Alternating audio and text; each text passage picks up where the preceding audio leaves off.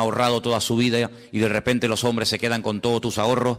Pero ahí hay una lección de que donde tenemos que hacernos tesoros es en el reino de Dios. Porque los tesoros de la tierra se fuman, los tesoros de la tierra se volatilizan, son como neblina. Hoy los tienes y mañana no los tienes. ¿Cuántas personas en este país hace 3, 4, 5 años atrás tenían trabajo, coches, casas, viajaban, compraban y no sé qué, y hoy en día están arruinados? No es que no tengan dinero, es que están arruinados con a veces hasta miles y millones de euros de deuda.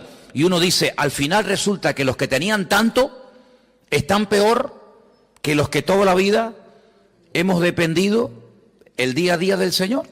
Porque yo he hablado con gente que ha tenido mucho dinero y están deprimidos, amargados, escondidos, en fin, lo han perdido todo. Y cuando uno ha estado arriba y de repente te lo quitan todo, no sabe adaptarse después a una vida, digamos, a una vida normal.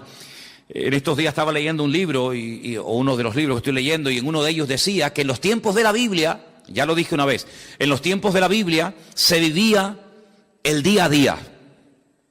Eso ya hoy en día prácticamente no existe. En algunos países sí, pero aquí, por ejemplo, la gente quiere tener, digamos, el mes arregladito, ¿no? Tengo para pagar el mes de la hipoteca o el mes del alquiler. Ya están tranquilos. Y tengo el mes solucionado. Y en la Biblia no se vivía así. En la Biblia se vivía el día a día. Basta a cada día su propio afán, su propio mal. Y el pan nuestro de cada día. Así se vivía en el tiempo de la Biblia. Entonces, si nosotros dependemos día a día del Señor, no vamos a estar agobiados, porque mira, se dice, es que faltan todavía 20 días para terminar el mes. Pero no lo mires así, vive el día a día y el Señor te va a sorprender y te va a proveer el alimento, la comida, lo que sea necesario para el día a día. Y también leía en ese libro algo que me llamó mucho la atención. Yo no digo que tengamos que volver a eso, pero dicen que en los tiempos de la Biblia la gente comía 2 veces al día. Y yo digo, qué curioso, ¿no? Yo creo que todos comemos de más. Es decir, si nosotros ahora mismo nos quedáramos 15 días sin comer, seguro que nadie se moría. Hombre, fatiga tendríamos todo, a ver si me entiendes. Pero seguro que con todos los michelines y con toda la grasa y con todo lo que llevamos dentro, pues en la Biblia se comía 2 veces al día y estaban contentos. Sin embargo, hoy en día, mínimo, 3, y como tengas chicos jóvenes, pues 4 o 5, Y como estés aburrido en casa, venga. Y hay gente que cuando están ansiosos y están nerviosos les da por comer. ¿Qué te parece, amigo? Y a otros les da por comprar. Y a otros les da por cualquier otra cosa. Qué diferente es la vida de un cristiano. Amén, hermanos. Qué diferente tiene que ser nuestra vida. En medio de todo este caos y en medio de todo este lío. En fin, hermanos, hoy comencé a leer otra vez el precioso y maravilloso libro del Apocalipsis. Quiero llevarles a él. Está en el último libro de la Biblia. La palabra Apocalipsis es una palabra griega, no es una palabra española, aunque se emplea para películas y para títulos de novelas de Hollywood y todo esto. Pero la palabra Apocalipsis es una palabra griega que significa revelación, algo oculto que se da a conocer. En los tiempos de la Biblia, revelación era algo que no se podía ver, pero que había un momento en el que Dios permitía que se pudiera ver o entender pues lo que estaba oculto a los ojos naturales. Por ejemplo, cuando se cogían los rollos, no eran libros, sino eran pergaminos, eran rollos, y cuando se abrían los rollos, ese acto de desenrollar el rollo, el pergamino para leerlo, a ese acto se le llamaba revelar, porque era algo que estaba oculto, no era como hoy en día. Yo veo que muchos de ustedes, y espero que todos, tengan su Biblia particular. Entonces lo que yo voy a leer hoy, usted en su casa lo puede leer cuando quiera, porque hoy en día todos tenemos Biblia. Por ejemplo, una de las cosas que quiero hacer este año, ya se lo anticipo, y estoy moviéndome un poquito y tengo que hablar con Margarita y tal, es hacer una campaña de distribución de Biblias. Por ejemplo, a mí me encantaría que este año nos pusiéramos todos de acuerdo y pudiéramos decir, vamos a repartir a lo largo del año, por ejemplo, por poner algo, 1000 Biblias. Entre los hermanos del norte y nosotros vamos a ponernos de acuerdo y distribuir 1000 Biblias. Entonces hoy me dio por meterme en internet y vi que hay Biblias enteras, del Génesis hasta el Apocalipsis, por $2.50. Y tú dices, pero ¿cómo puede ser tan barato una Biblia? Vamos a ver, no es una Biblia de cuero, una Biblia de estas preciosas, sino es una Biblia normal, sencillita, pero tiene lo mismo que una Biblia de esas grandotas. $2.50. Y tú te vas, por ejemplo, a un bar y te tomas un cortado y te cobran ¿cuánto? A veces, en algunos sitios me han cobrado ahí €1, que yo digo, madre mía, €1, un cortado y una cosita así. Pues una Biblia que te cambia la vida, una Biblia que es la palabra de Dios. El apóstol Juan dijo, yo no he escrito, él dice en su evangelio, yo no he escrito todo lo que le vi hacer al Señor. Y todo lo que él dijo, yo no lo escribí, porque si me hubiera puesto a escribir una por una todo lo que hizo y todo lo que dijo, en el mundo no cabrían los libros, porque hizo tantas cosas el Señor. Dice, pero estas palabras que yo les he escrito, las he escrito para que creyendo en ellas tengáis vida eterna. Entonces yo digo, un libro que te da vida eterna, un libro que te aclara dudas, un libro que te responde a preguntas, un libro que trae bendición a la familia, que trae bendición a tu vida, por $2.50, 2 cortados, como quien dice. Entonces yo pienso que sería muy bueno, y de hecho lo vamos a hacer, en este año ponernos una meta, no sé, 500, 600, 800, 1000 Biblias, y entre todos vamos a hacer una especie de campaña, ya les diré cómo tengo pensado hacerlo, para repartir la palabra de Dios. Porque hoy en día cualquier persona en su casa puede tener Biblia. Bueno, si ustedes van a mi habitación, pues yo no sé cuántas Biblias puedo tener, pues yo calculo mínimo 15 o 20 Biblias tengo que tener, como mínimo. Aparte Nuevos Testamentos y a lo mejor, ¿verdad?, en diferentes idiomas y tal. Pero en aquellos tiempos no. En aquellos tiempos no existía la imprenta. En aquellos tiempos había que ir al templo o había que ir a la sinagoga para escuchar que alguien te leyera la Biblia, pero nadie tenía la Biblia en su casa. Esto de poder tener toda la palabra de Dios, todo lo que el Señor reveló a lo largo de la historia en la mano, esto es un milagro. Esto es una maravilla, esto es una joya. Tú tienes uno de los libros más antiguos del mundo. Tú tienes aquí palabras que Dios le dijo a Moisés hace 3500 años. Es una auténtica joya. Y este libro del Apocalipsis, gracias al Señor que lo tenemos, es un libro escrito por uno de los hombres que más conoció al Señor. ¿Quién lo escribió? Lo escribió Juan. ¿Pero Juan el Bautista o Juan cuál? Juan, el discípulo Juan. Pues Juan fue un hombre que vivió aproximadamente, vamos a redondear los números, aproximadamente 100 años. Hace unos días murió en Israel el hombre más longevo del mundo, 112 años. Le quedaron muy poquitos días para cumplir 113. Era un superviviente de uno de los campos de concentración de la Segunda Guerra Mundial. 112 años. Hoy en día no es normal que una persona viva tanto. Y tampoco ni siquiera en los tiempos de Cristo. Pero Juan se cree que aproximadamente murió con 100 años. Para poner números redondos. Si Cristo murió cuando tenía y ascendió a la gloria, cuando tenía 33 años, y él estuvo 3 años con el Señor, vamos a poner un ejemplo, no lo podemos decir así totalmente, pero para entendernos, que Juan tuviera aproximadamente 30 años. Cuando el Señor lo llamó como su discípulo, Cristo tenía 30 años cuando comenzó el ministerio, pongamos que Juan tuviera 30 años. Si murió con 100 años, ¿cuántos años estuvo Juan predicando el Evangelio? 70 años. 70 años sirviendo al Señor. ¿Qué te parece? Toda una vida. Cuando él escribe el Evangelio, es un Evangelio muy profundo. Yo no sé si ustedes se acuerdan, yo estuve dando unas clases, unas lecciones sobre el Evangelio de Juan, y hay cosas que Juan dice que no las dice nadie. Porque claro, es que él vio al Señor muy de cerca, él vivió con el Señor, él vio cosas que ningún discípulo vio.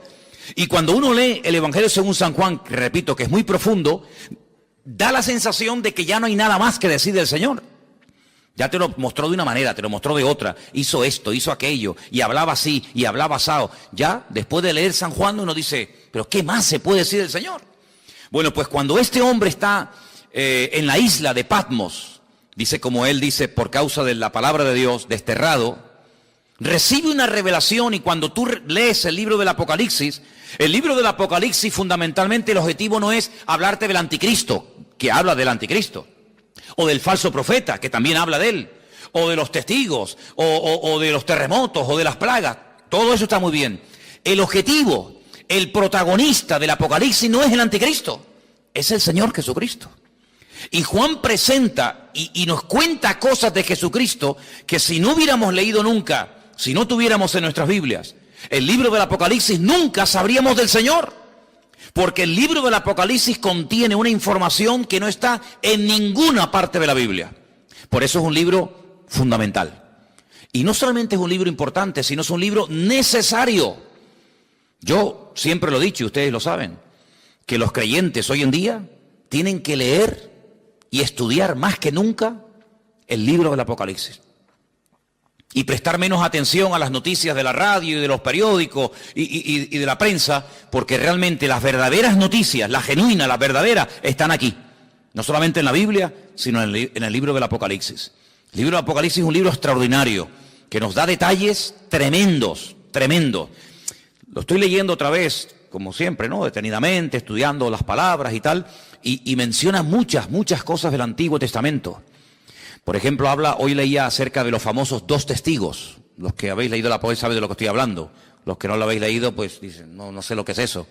Bueno, pues los 2 testigos son 2 personas de carne y hueso que estarán en los últimos tiempos predicando la palabra del Señor durante 3 años y medio.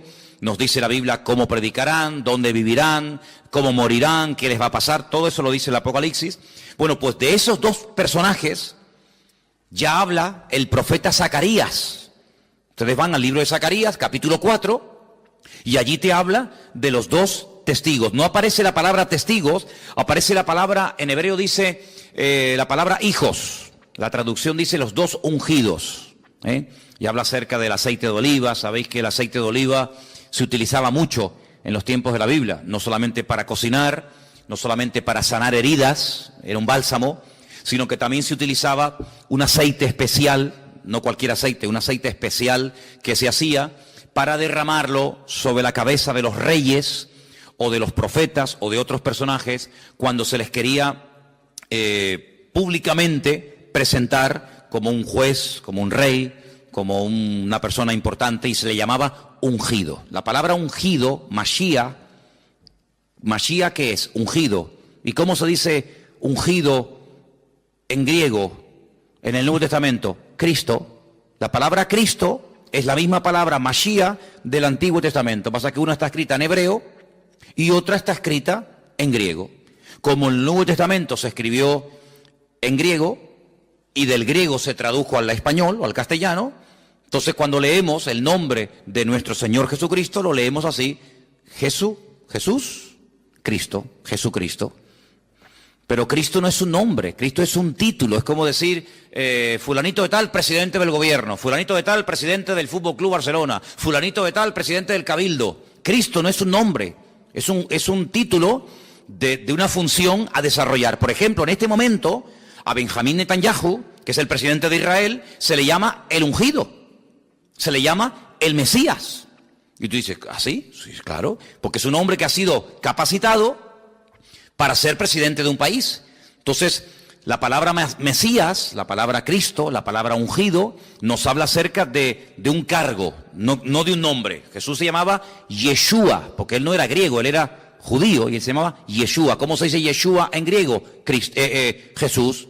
Entonces, son las mismas palabras, pero cambiando, digamos, el nombre, la pronunciación. Juan recibe una revelación de él, dice en el capítulo 1, la revelación de Jesucristo. No es la revelación del falso profeta o del anticristo, no. Es la revelación de Jesucristo. Si quieres conocer mucho de Cristo, tienes que leer los evangelios, Mateo, Marcos, Lucas y Juan, pero también el Apocalipsis. Y dice, esta revelación de Jesucristo, Dios se la dio para manifestar a sus siervos las cosas que deben de suceder pronto. Y la declaró enviándola por medio de su ángel a su siervo Juan. Juan, cuando escribió este libro, dice que lo que él estaba escribiendo iba a suceder pronto. ¿Y cuándo escribió Juan este libro? En el siglo I. Y en el siglo I, cuando él está escribiendo, dice, lo que yo estoy escribiendo ahora, prepárense que esto se va a producir pronto. Pues si eso lo dijo en el siglo I, ahora en el siglo XXI, estamos más cerca que nunca de los acontecimientos finales, ¿sí o no? Es interesante, ¿verdad? Dice que ha dado testimonio de la palabra de Dios y del testimonio de Jesucristo y de todas las cosas que ha visto.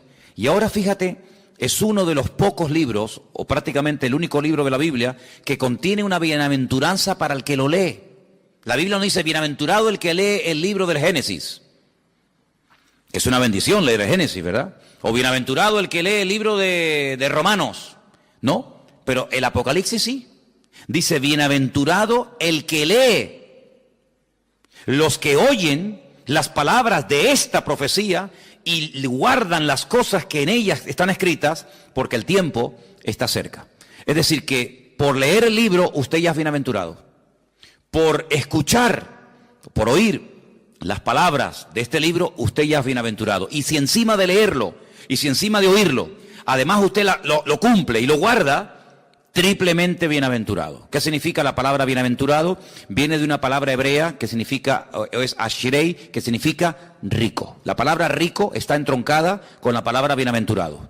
Un bienaventurado, espiritualmente hablando, según el concepto bíblico, es una persona rica, espiritualmente hablando. La riqueza bíblica espiritual no tiene nada que ver con la riqueza material, ¿vale?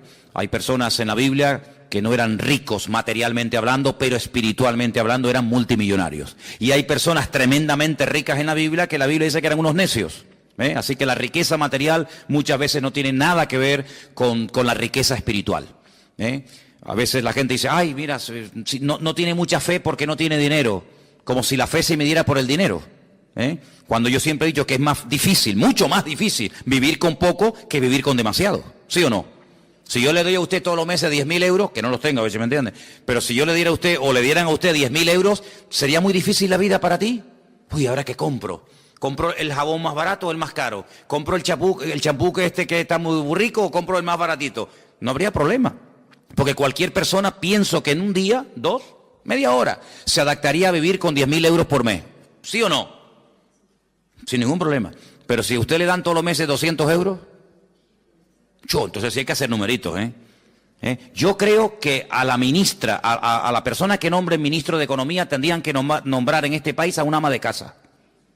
No a un político de estos que le van a dar 10.000 euros por mes. Eso lo hace cualquiera, no. Tendrían que nombrar a una ama de casa, una mujer que tiene un sueldo pequeñito, que saca a los hijos adelante. Yo nombraría de ministra de Finanzas o de, ¿cómo se llama?, de Economía en este país, a una ama de casa, porque esas sí que saben administrar el dinero. Esas sí que saben que el marido le da tanto dinero y le llega. Esos son. Aquí hay un montón de ministras de Economía y pasa que no las reconocen, ¿no? Bueno, pues Juan está allí en la isla de Patmos y uno dice, bueno, ¿y qué hacía allí Juan? Si Juan vivía en Éfeso. Ustedes saben que cuando el Señor Jesucristo estaba en la cruz, le dijo a Juan que se encargara de su madre, porque Cristo iba a morir, y entonces María, según la tradición cuenta, pues resulta de que se fue a vivir con Éfeso y allí estuvo con el apóstol Juan. Pero Juan fue el único discípulo que murió de muerte natural, porque Cristo tenía 12 discípulos, uno se ahorcó, ¿sabéis, no? ¿Quién fue? Judas se ahorcó, se quitó la vida. Los otros murieron como mártires, unos crucificados, unos quemados, etcétera. Pero Juan, fue el único que murió de muerte natural. Y no es porque no quisieran matarlo, sino porque todo lo que hacían para matarlo no salía bien. Entonces los romanos decidieron ya tirarlo en la isla de Patmos, que la isla de Patmos es como la isla de Lobos, una isla de piedra, sin agua, sin nada. Allí lo botaron como un perro para que se muera de hambre. Dice que había unas canteras que mandaban a los presos a trabajos forzados y al que mandaban a Patmos de allí no volvía. Es como el que mandaban, yo que sé, antiguamente a las Guayanas, los franceses y toda aquella cosa, ¿no? Sin embargo, fue allí donde el Señor se le presentó y donde el Señor le dio un mensaje para todas las congregaciones de Asia Menor. ¿Asia Menor qué es en la Biblia? Cuando se dice de Asia Menor era Turquía, hermano. Ese país que está medio en Asia, medio en Europa. Un país que tiene más de 90 y pico millones de habitantes, un país musulmán. Allí en Turquía era donde estaban las famosas 7 iglesias del Apocalipsis. Éfeso, Esmirna, Pérgamo, Tiatira, la Odisea, Sardis.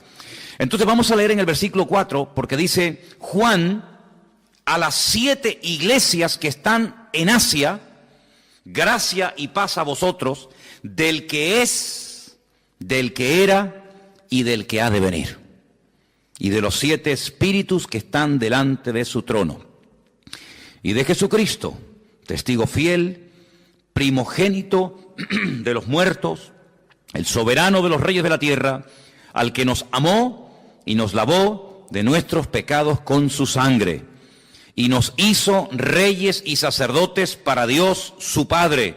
A Él sea la gloria e imperio por los siglos de los siglos. Amén. He aquí que viene con las nubes. ¿Quién? El Señor. Viene otra vez, viene otra vez. Pero algunos dirán, pero no vino ya. Sí, ya vino, pero vino a morir. Vino como cordero sufriente. Vino para derramar su sangre por los pecadores. Pero ahora viene otra vez, pero no en relación con el pecado. Viene como rey triunfante, viene a establecer su reino sobre la tierra. Y dice que en esta ocasión todo ojo le verá. Oye, esto es tremendo, ¿eh? ¿Qué significa todo ojo le verá? Que todo ojo le verá. Que todo el mundo le va a ver cuando venga. En la primera venida no todo el mundo lo vio.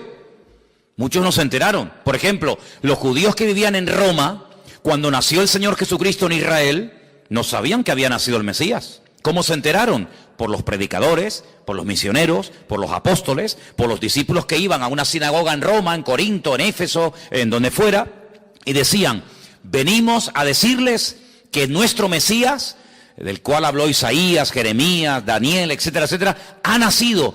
No me digas. Sí, ha nacido. Claro, no había radio, no había internet, no había televisión, no había nada. ¿Cómo se enteraba la gente? A través de los predicadores. Ahora se dan cuenta ustedes lo importante que era predicar. Por eso dice Pablo, ¿y cómo van a creer si no hay nadie quien les predique? No había Biblias, no había emisoras cristianas, no había radio, no había nada. Entonces, qué importante era que los hombres fueran por todas las naciones diciendo que ha venido, que ha nacido, y no me diga, y mira, y sanó a los enfermos, y resucitó a los muertos, y murió en la cruz, y resucitó al tercer día. Y claro, para ellos era una gloria. Pero en esta ocasión no va a haber esa ignorancia, sino que en esta ocasión dice la Biblia, categóricamente, todo ojo le verá. Todo el mundo, cuando el Señor venga por segunda vez, todo el mundo se va a enterar. Nadie va a decir en Tacoronte, ¿quién vino? ¿Quién? Ah, pues yo no. Todo el mundo lo va a saber. Todas las islas, todos los continentes, todas las ciudades, todas las televisiones del mundo, todas las radios, todos los periódicos, todo el mundo, los 7.000 millones de habitantes que hay en el planeta Tierra en este momento, todo el mundo sabrá que el Señor Jesucristo vino. Pero no solamente los que estén presentes en ese momento, sino dice, y los que le traspasaron. ¿Cómo que los que le traspasaron? Sí. Los que le traspasaron ya están muertos. ¿Sí o no? Los romanos que le clavaron aquellos clavos en el pie y en la mano y le traspasaron el costado y le pusieron la corona de espina, ¿cómo lo van a ver si ya murieron? Pues no te das cuenta de que la Biblia a veces te habla de un mensaje superficialmente, pero indirectamente, sin mencionar la palabra, si los que le traspasaron le van a volver a ver, te está dando a entender la Biblia que se producirá una resurrección de los muertos. Porque si no, ¿cómo le van a ver si están muertos? Entonces no te menciona la palabra resurrección, pero dice, cuando venga todo ojo le verá, también le verán los que le traspasaron, y dice, todos los linajes de la tierra harán lamentación por él. Y Juan dice, sí, amén, estoy de acuerdo, perfectamente, es así. ¿Te das cuenta? La palabra amén, cuando tú pones la palabra, por ejemplo, si buscas la palabra en hebreo fe, la palabra que se emplea para fe, generalmente la palabra emuná. Emuná es fe en hebreo. Se puede traducir como fe o también como confianza, pero generalmente es fe. La palabra emuná, dentro de la palabra está la palabra amén. Si tú, en hebreo, hay algo muy bonito, y es que dentro de una palabra hay una, dos o tres palabras. Incluso a veces de una palabra, no de todas, cuidado, pero a veces hay palabras en hebreo que de una palabra puedes sacar 750 palabras diferentes. Y usted dice, ¿cómo? De una palabra, combinando las palabras, por ejemplo, poniendo la P aquí, la H allí, la M por acá, la L por allá, de una misma palabra, siendo combinaciones, pueden sacar hasta 750 términos diferentes. Entonces la palabra amén está dentro, tú ves la palabra emuná en hebreo y ves que pone dentro amén. Porque cuando decimos amén, cuando nosotros los creyentes decimos amén, que es un acróstico, pues estamos diciendo que tengo fe en afirmar lo que esa persona está diciendo. Cuando yo digo, hermano, el Señor Jesucristo vendrá, amén. Cuando usted dice amén, está diciendo de una forma resumida, tengo fe en lo que tú estás diciendo y lo firmo. Tengo fe de que el Señor volverá otra vez. Pero para no decir, tengo fe en que el Señor volverá otra vez, usted dice simplemente amén. Y diciendo amén, usted afirma como que usted está de acuerdo con la afirmación que se acaba de decir. Por eso digo muchas veces, no diga amén a todo lo que se oye. Porque cuando usted dice amén a todo, quiere decir que está de acuerdo con todo lo que se está diciendo. Así que piénselo bien. Así que el Señor dice, yo soy el alfa y la omega. Yo me imagino que todos lo sabrán, pero cuando leía esta mañana el Apocalipsis en la versión hebrea, no dice evidentemente el alfa y la omega, porque el alfa y la omega es la primera y la última letra del alfabeto griego, ¿vale? En nuestro idioma sería la A y la Z. Yo soy la A y la Z. En hebreo yo soy la Aleph y yo soy la Taf, ¿vale? El principio y el fin, dice el Señor, el que es, el que era y el que ha de venir, el Todopoderoso, ¿vale? El Todopoderoso, el eterno Dios. El nombre de Dios lo hemos explicado 1.000.000 de veces. El nombre de Dios es un nombre que no tiene vocales. Es un nombre que solamente tiene consonantes. Son Yod, Hei, Bat, Hei. A menos que usted le ponga vocales a esas letras, no se pueden pronunciar, porque ¿cómo vamos a pronunciar una palabra si no tiene vocales? Se une la consonante con la vocal y entonces creamos las sílabas y las palabras. Entonces el nombre de Dios es un nombre aparentemente impronunciable porque cuando se escribió originalmente no tenía vocales. Pero si usted ve cómo se escribe el verbo ser y el nombre propio de Dios, que son esas famosas 4 letras que se llama el famoso tetragramatón, dentro del nombre de Dios usted puede ver que está escrito el verbo ser. ¿Por qué? Porque Dios es la existencia. Dios es el que da existencia. Él no depende de nada ni de nadie para existir. Nosotros sí. Si nuestros padres no se hubieran conocido y de esa relación no hubiéramos nacido nosotros, ¿de dónde hubiéramos salido? De ninguna parte. Luego nosotros somos los hijos de nuestros padres y los padres eran los hijos de nuestros abuelos y así sucesivamente. Pero si llegamos a Dios, y la pregunta que yo me hacía antes de aceptar al Señor, que ya lógicamente la tengo clarísima, pero en aquel tiempo me torturaba, era una tortura terrible, ¿de dónde salió Dios? ¿Quién lo creó? ¿Quién lo hizo? Porque en nuestra mente humana todo sale de algo. Este púlpito no apareció aquí, pum, y apareció, sino que este púlpito alguien lo tuvo que hacer. Luego cada vez que vemos algo, nos habla de que hay un diseño y alguien que lo ha hecho, ¿sí o no? Todo lo que vemos, dice, bueno, este púlpito lo hizo alguien y le dio esta altura y le dio estas medidas. El púlpito no decidió ser de esta forma, podía ser semicircular, podía ser más alargado, más ancho, más alto. Hubo alguien que dijo, no, lo voy a hacer así. Bueno, pues ese alguien lo formó y ese alguien lo diseñó. Y todo lo que vemos a nuestro alrededor, la silla en la que usted está sentado, alguien la diseñó, alguien la hizo. Todo lo que vemos a nuestro alrededor. Pero cuando hablamos de conceptos diferentes a los conceptos, digamos, naturales, y uno llega nada más y nada menos que hablar del Creador, la pregunta ¿quién hizo a Dios? No es una pregunta sabia, no es una pregunta coherente. ¿Por qué? Porque a Dios no lo ha hecho, a Dios no lo ha creado nadie. Porque si lo hubiera creado o lo hubiera parido o lo hubiera hecho alguien, la pregunta es ¿y a ese alguien quién lo hizo? Y volvemos para atrás y hay un momento que se para y decimos, pero bueno, es que Dios es eterno y ahí ya nos perdemos. ¿Por qué? Porque en nuestro concepto limitado y finito, la eternidad es algo que se nos escapa de la mente. Porque vemos que la vida se pasa volando, porque vemos que todo se mide siempre por minutos, por segundos, por días, por años, por siglos, por milenios, por décadas, y todo lo medimos, ¿verdad? Uy, qué grande está el niño, uy, qué pequeñito, acaba de nacer. ¿De cuánto tiempo estás embarazada? De 8 meses, pues le falta 1, y, ¿verdad? Y todo siempre lo queremos clasificar y todo lo queremos medir, pero esas medidas con Dios no sirven, porque Dios no salió de ninguna parte, sino que todo salió de Él, porque todo fue creado por Él y para Él. Y cuando nada existía, Él ya existía, porque Él es la existencia en sí mismo. Y dice la Biblia que todo subsiste, si todo se mantiene en su debido orden, y nada se va de sitio, y todo funciona como tiene que funcionar, porque hay un diseñador, y porque hay un creador, que diariamente da la orden de que el sol salga por el este y se oculte por el oeste. Pero bueno, eso era antes. No, eso era antes, eso era hoy y eso será siempre. El sol sí me sale por el este y se oculta por el oeste. Pero esa ley, ¿quién la dio?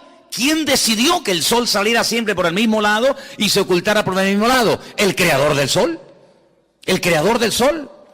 ¿Y quién es el que hace que la Tierra siempre gire en la misma dirección? Y que no diga un día, oye, voy a girar ahora en otra dirección. Todos los planetas giran en las direcciones de las agujas del reloj menos uno.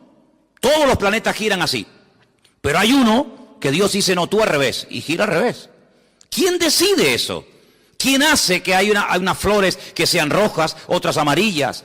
¿Quién hace todo eso? El que las diseñó, el que las creó. No es así por casualidad, sino que hay un diseñador y hay un creador. Y ese Dios es la existencia misma y por eso en su nombre propio, pues lleva la existencia, el verbo ser. Ahora ese nombre, cuando leemos, por ejemplo, algunas Biblias sale la palabra Jehová. En otras Biblias sale la palabra Adonai, o Señor. En otras Biblias aparece la palabra Yahvé, ¿no? Muy bien, todo eso está muy bien. Pero el verdadero nombre propio de Dios no tiene vocales, pero se le tuvo que poner vocales para poder pronunciarlo, ¿os dais cuenta? Y ahora, ese Dios creador, ese Dios diseñador, que es uno, Dios es uno, dice la Biblia, ese Dios amó tanto al mundo que dice que salió de él su Hijo unigénito, que al mismo tiempo su Hijo es el mismo. Y uno dice, pero ¿cómo puede haber? Porque si salió el Hijo del Padre, está el Hijo y está el Padre. Pero vamos a ver, ustedes no sois, ¿cuántos sois padres aquí? Muy bien, o madres. Bien. Pero usted es madre y usted es hija al mismo tiempo. ¿Sí o no? Lo que pasa es que a donde yo voy, por ejemplo, cuando voy a la casa de mi madre, allí soy hijo. Pero cuando estoy aquí, aquí soy padre. Y cuando estoy en mi casa soy marido. Y cuando estoy aquí soy pastor. Y tantas cosas al mismo tiempo, sí, no pasa nada. No tengo que dejar de ser hijo para ser padre.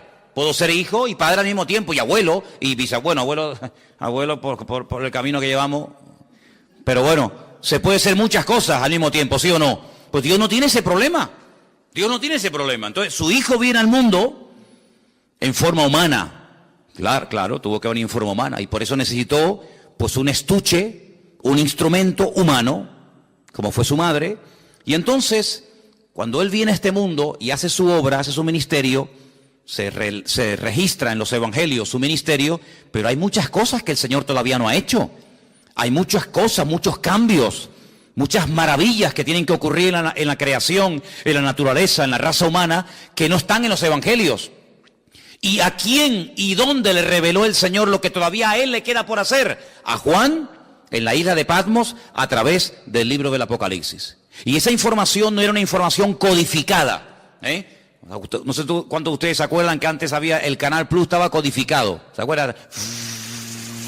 Y si no tenías el descodificador, pues no veías la película o el partido de fútbol. Te hacía falta un aparato para descodificar una señal que tú en abierto no tenías. Bien, el libro del Apocalipsis no es un libro codificado, de tal manera que tú lo lees y dices, yo no entiendo nada. No, un momento. El libro del Apocalipsis es un libro que está muy claro, muy claro. El problema es que el lenguaje que Juan utiliza no es un lenguaje popular, no es un lenguaje que usamos cotidianamente, es un lenguaje alegórico, es un lenguaje de animales, de números y de colores, que si usted no está familiarizado con eso, usted no se va a enterar evidentemente de nada. Pero no porque el Apocalipsis sea el libro más difícil de la Biblia. No, el Apocalipsis no es el libro más difícil de la Biblia. Yo le puedo asegurar que hay otros libros de la Biblia que son más difíciles y más complicados que el Apocalipsis. Porque el Apocalipsis lo bueno que tiene que al ser el último, ¿me explico? Al ser el último en el canon, en la lista, toma elementos de otros libros que si usted los ha leído y los conoce, cuando llegues al Apocalipsis, ahora sé lo que es el dragón, ahora sé lo que es el caballo, ahora sé lo que es el león, ahora sé lo que es el oso. ¿Pero cómo lo sé? Porque he ido pasando por 65 libros que le preceden. Entonces, hermano, cuando usted hace todo el recorrido, claro, yo a nadie le aconsejo que se compre una Biblia por primera vez y se meta a leer el libro de Apocalipsis, porque puede tener pesadillas. Porque el pobrecito dice, madre mía, ¿y esto es la Biblia? Un dragón que sale corriendo detrás de una mujer, ¿verdad? Que echa fuego por la boca, el otro que 7 cuernos en la cabeza, dice, madre mía, ¿cómo está esta gente, no? ¿Verdad? Pero es que para poder entender el libro del Apocalipsis, primero hay algo que pocas veces se dice, pero es para mí fundamental. Y es que usted tiene que conocer al protagonista del libro del Apocalipsis. Y el protagonista del libro del Apocalipsis es nuestro Señor Jesucristo. Cuando usted lo conoce a Él, usted sabe, permítame la expresión, por dónde van los tiros. Eso es como cuando antiguamente, ya eso no existe, pero cuando antiguamente los padres miraban a los hijos, ¿qué le estaba diciendo? Ibas de visita, ¿no? A una casa. Entonces tu padre se te quedaba mirando y te estaba diciendo, sin palabras, o te comportas, o te voy a dar un jaquimazo que te voy a poner la cabeza así para atrás. Con la mirada, era un mensaje telepático, ¿no? Te miraba así, y ya hasta agachabas la cabeza porque te estaba diciendo, te voy a dar una que te vas a enterar, sin palabras, porque ya lo conocía. Pero esa mirada se la daba a lo mejor a otro niño y el niño ni se enteraba. Cuando tú conoces a tu marido, tú sabes cuándo está enfadado y cuándo está de buen humor. Por eso hay mujeres que dicen, ahora no le digas nada, espera mañana. No, yo le digo ahora. No le digas ahora porque encima vas a cobrar. Espérate a mañana, que ya verás como mañana es otro ser humano. En la Biblia hay momentos en los que si usted no conoce al autor, usted no se va a enterar del espíritu, de la actitud, de por qué el Señor dijo eso. Y esto que le estoy diciendo no es broma, porque dice la Biblia que cuando Pedro estaba afuera con los romanos calentándose en el fuego, ¿se acuerdan? Que llegó aquella chica y le dijo, mira, acá hay otro, este es uno de ellos. Y él decía, no, yo no soy de ellos. Lea usted en la Biblia, y hay un momento en el que dice que la mirada de Cristo se cruzó con la de Pedro. Cristo dice así. Tú estás diciendo, no, yo no le conozco, y Cristo dice así. Y se le quedó mirando, y dice la Biblia, lea esto, léalo, es tremendo. Dice, y saliendo lloró amargamente. ¿Qué mirada le habrá lanzado el Señor, No, yo no le conozco, yo no sé quién es, yo no quiero saber nada de ese hombre. Diciendo, ay, Pedro, que tú no me conoces a mí, Pedro. ¿Pero qué estás diciendo, criatura?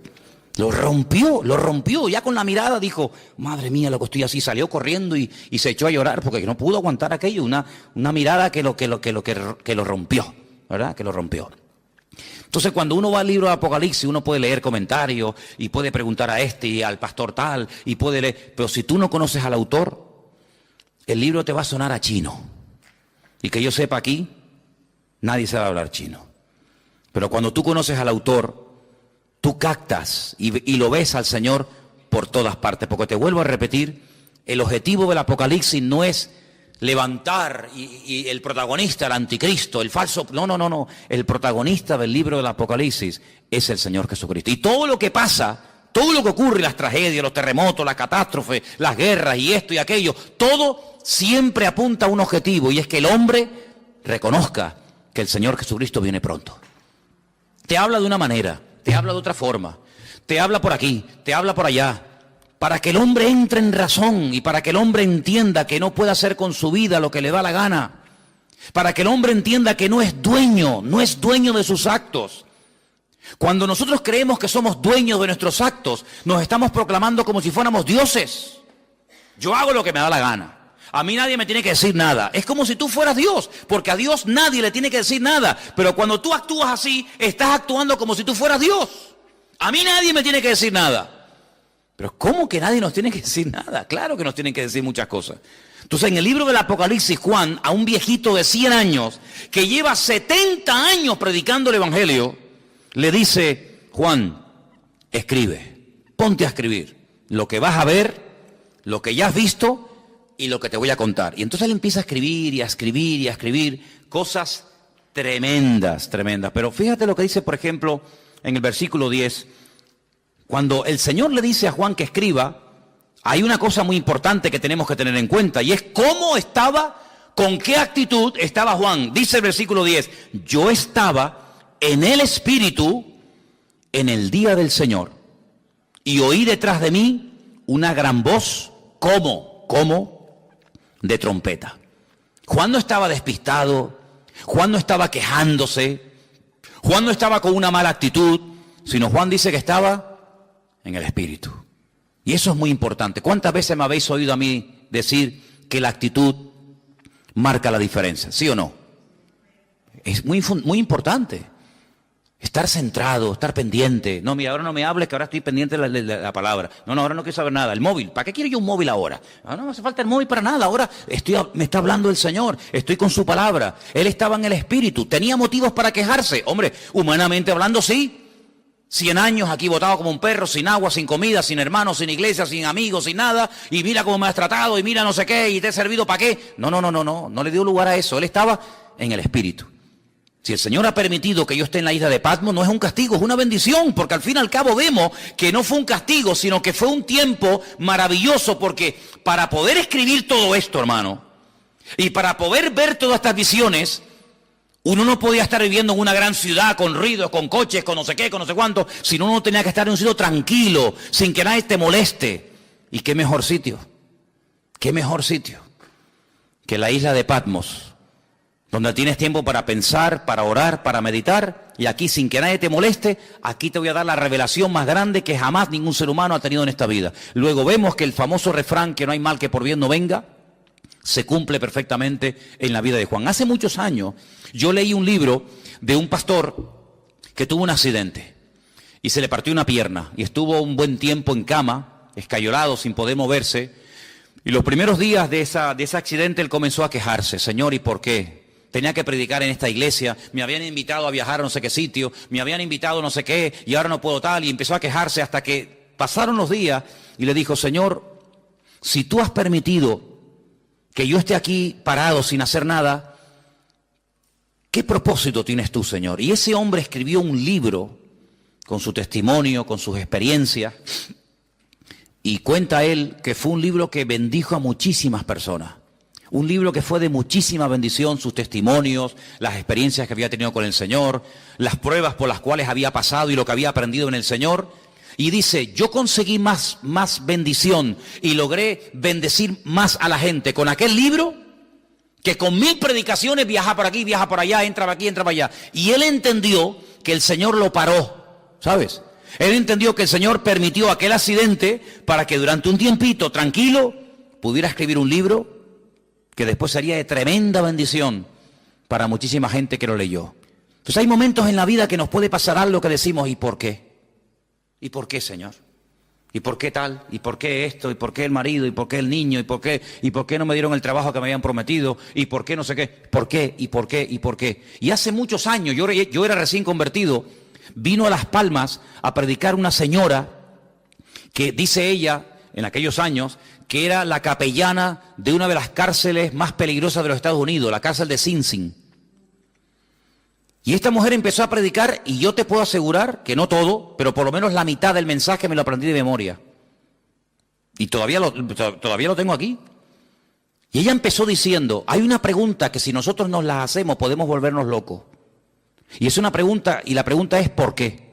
Y sobre esa pregunta ella basó su mensaje. Y a mí se me quedó tan grabado aquello. Y ella hablaba acerca de lo peligroso que es cuando nos pasa algo en la vida, entrar a pelearnos con Dios. ¿Y por qué no sé qué? ¿Y por qué no sé cuándo? ¿Y por qué? Yo creo que nosotros ahora que hemos ya comenzado un poquito a levantar vuelo y a entender y a conocer un poquito más al Señor, vamos a cambiar la pregunta. Vamos a dejar el por qué. ¿Por qué? Dios lo sabe. Vamos a preguntarle otra pregunta al Señor. Vamos a hacerle esta pregunta. ¿Para qué? El por qué no me interesa.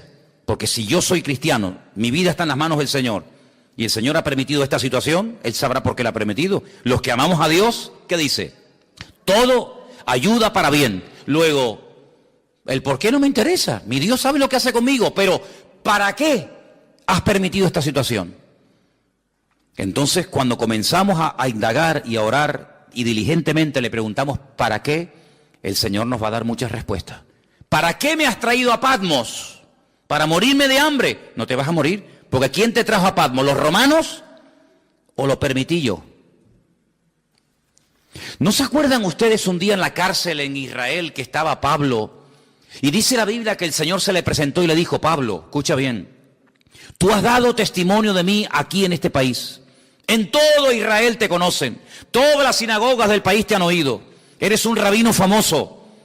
Eres uno de los mejores discípulos de un tal Gamaliel, hijo de Gilel, uno de los mejores rabinos de toda la historia.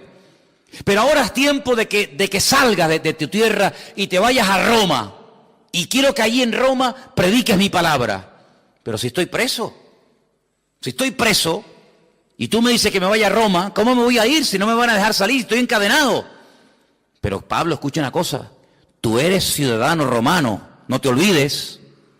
Y mañana cuando te saquen y te hagan el juicio, cuando te vayan a interrogar, tú vas a decir que tú como ciudadano romano, tú tienes el derecho que no todo el mundo tiene de apelar al César. Es decir, yo quiero que me juzgue, que mi juez sea el mismísimo César. Tú lo puedes pedir porque tú eres ciudadano romano. Entonces cuando él sale de la cárcel por la mañana, lo van a interrogar. Ese un momentito, quiero decir algo. ¿Qué quiere decir usted? Yo apelo al César. Quiero que el César sea mi juez.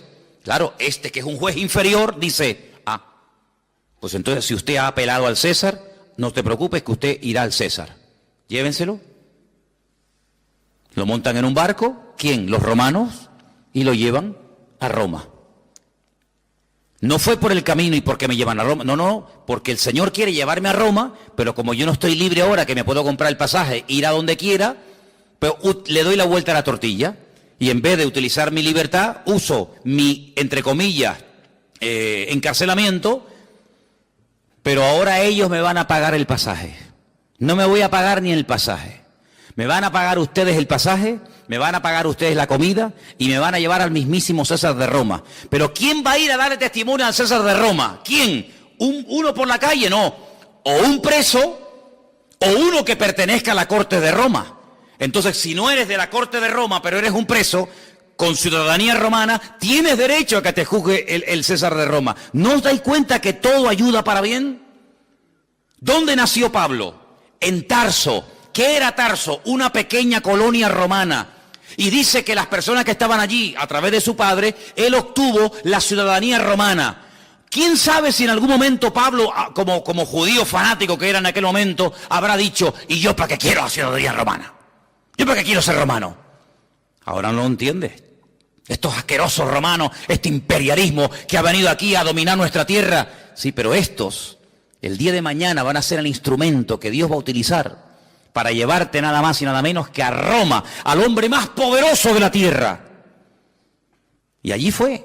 Entonces no nos damos cuenta de que la vida es como un gran puzzle, como un gran rompecabezas, donde tú miras para atrás y dices, ahora entiendo aquello y esto y lo otro, y por qué se conoció este, y por qué pasó esto. Y entonces si tú te dejas llevar por el Señor, te vas a dar cuenta de que Juan lo llevaron los romanos, pero porque en el fondo el Señor quería que Juan estuviera en la isla de Patmos, y allí tranquilito, sin que nadie te moleste, vas a recibir la revelación más grande que jamás has recibido en tu vida. Pero escucha bien esto, hermano, porque vamos terminando, para no alargar demasiado.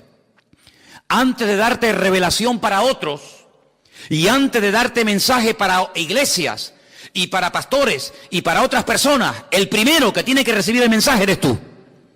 Porque la tendencia de que siempre tenemos algo que decirle a fulano o a mengano, yo no digo que esté mal, pero el primero que se tiene que aplicar el mensaje es el que lo da. Luego, yo te voy a dar mensaje para la iglesia de Éfeso, mensaje para la iglesia de Tiatira, mensaje para la iglesia de la Odisea, etcétera, etcétera. Pero el primero que tiene que verme a mí eres tú. Porque si tú le dices a los demás qué hacer, pero tú no lo haces, entonces no estás viviendo el mensaje. Y eso es algo que tenemos que tener muy claro en la vida. Primeramente, aplicarnos la palabra. Primeramente, conocer nosotros al Señor para después tener autoridad para decirle a otras personas